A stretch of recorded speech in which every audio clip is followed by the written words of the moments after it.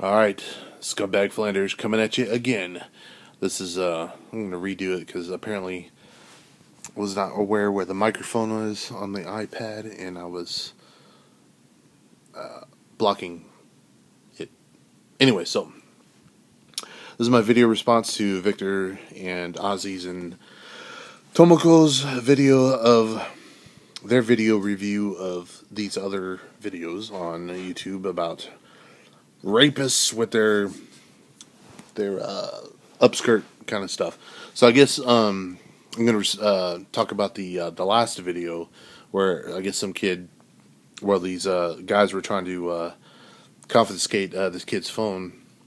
They call him a kid. Everybody's calling him a kid. He looked pretty, like a big fella. I guess the way he was dressed, with a white shirt on and kind of a partial school uniform. Well, apparently he was doing something bad. And these people felt like they needed to do something about it. So I went ahead and watched the whole thing. It's not much to see, but basically they show the fight already in progress. It's not really a fight, but so the guy in gray, he's got like a gray striped shirt. I'll call him the Good Samaritan. He in the opening, they show him, he's got like a sort of a headlock around the kid's upper body. So the kid's more or less on his knees, and the guy, the vigilante, is sort of on top of him with his chest to the kid's back, with one arm kind of underneath his neck and shoulder, and the other arm coming up from maybe under his armpit area. And I imagine that his hands were clasped underneath the kid at chest level. So that's more or less a, I don't know what exactly the technical term would be called, but it's more or less a headlock. It's a controlling move. It's not really a, to choke or I mean, it's a transitional move basically. From there, you're kind of controlling your opponent to where you make your next move, offensively or defensively. But yeah, it would appear that this guy has some skills. He definitely has some wrestling, some judo has these moves, Brazilian jiu-jitsu has these moves. There's a lot of grappling arts that have these moves, and they're of course called different things. But either way, this guy he knows what he's doing. So it's all about leverage. He had the lock going on in his upper body, and he was spreading his legs, his feet out really wide to create a wide base to maximize the leverage on the kid's back to keep him in one spot. So, but the kid, he's being youthful and full of energy. He was able to kind of stand up out of it, which happens. So the guy, he kind of picks him up, and it's a great burn of energy, expended energy, and he slams the kid back down to the ground and lands in this arm lock from behind, from the back. And I think it just depends on what angle you're coming at your opponent. It could be called either a V1 or I think in this case it'd be a Kimura or hammer lock. It just depends on where you're coming from and what thing you study. But either way, it's a good cranking arm lock. If you really put it in, could dislocate the shoulder here, or at the elbow, or it just depends, cause a spiral fracture on the long bone here. The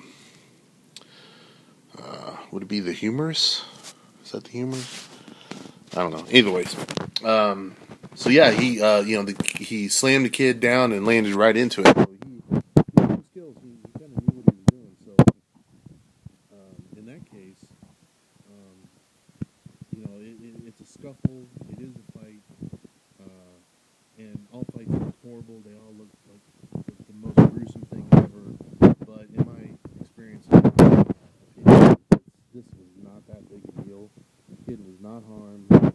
I mean, there was a lot of energy being expended and everything, but there was no harm. It's not like he was throwing elbows and knees and punches to the face and doing actual like tissue damage and blood and stuff like that. It was just restraining moves It was very kind of controlled, but you can't help it if your opponent is going crazy.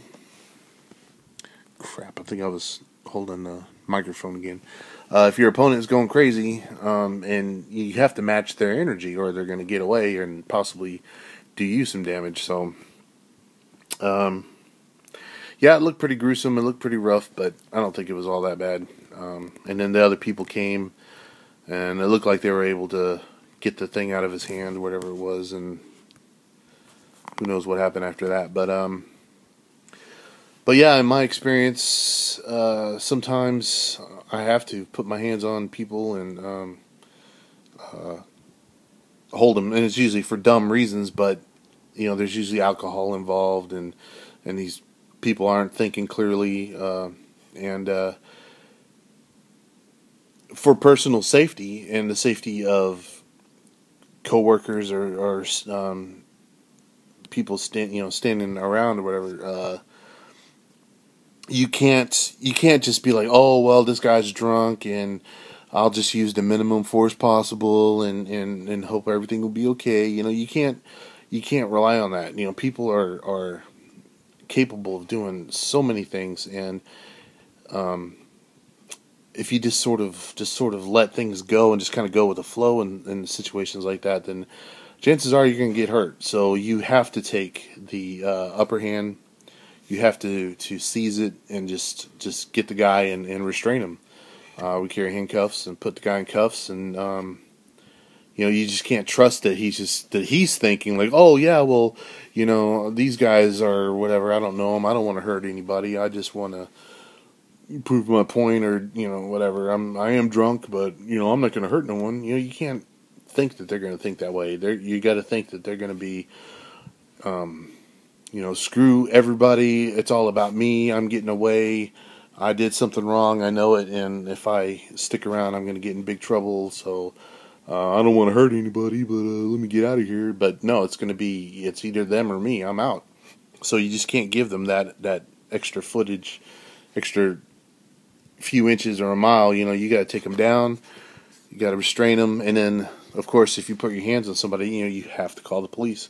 Call the police and let them, when they get there, let them decide to, take them to jail, let them go, whatever. But, if you hold someone down and calm them down a little bit and then say, all right, fine, let them go, they could get up and either continue to fight you right there and then, or they can go to their car and get a gun, get a knife, get a stick or whatever, or, rally their friends, have their friends come after you and, escalate it, et cetera, et cetera. So, did they go too far in this video? It's really hard to say because you don't see what happened before or what happens after, or what's exactly being said. That kid could have been completely nuts and off his rocker and doing all kinds of insane things, or he could just been really scared and just would have rather just ran home. But you just don't know, so you can't really judge. But if you ever have to put your hands on somebody, you gotta, be prepared to go through with it all the way 100% and finish the fight, or at least make that commitment to where you understand the possibility that things could go bad and you'd have to hurt somebody. So either just don't do it, walk away, stay out of it, or if you're gonna do it, then commit 100%. And if you have no skills or whatever, just you have no business, bothering anyway. So that's pretty much it. 9 minutes of rambling. I can't believe I didn't even say much. How does my things go on this long? All right. Well, anyways, Scumbag Flanders out. Have a good day, y'all. Cheers.